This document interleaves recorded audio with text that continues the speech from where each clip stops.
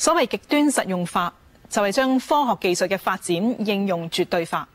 以能夠直接應用於實際，直接創造物質財富作為判斷科學技術價值嘅唯一標準，並且以呢一個標準嚟決定科學技術發展嘅方向同埋道路。第一，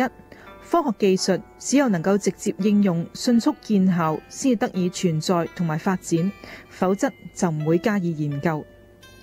中國古人好早就掌握咗水法煉銅嘅技術，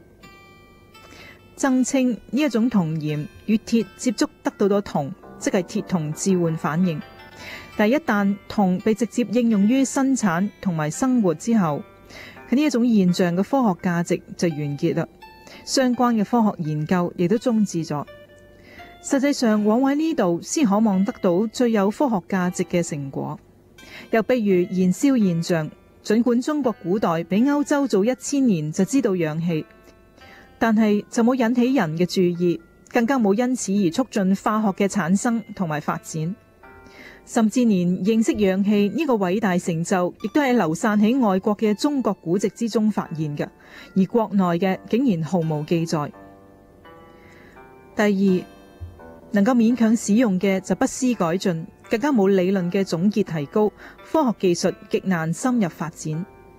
喺中國歷史上，沿用數百年甚至上千年嘅技術工藝並唔罕見，其中以農業最為突出。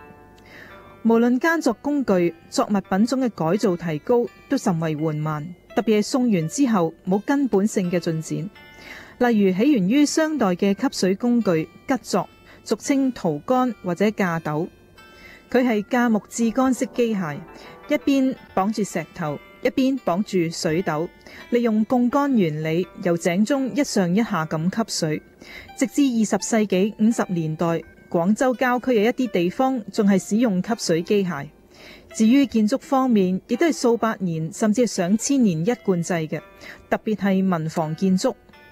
其他領域亦都屢見不鮮。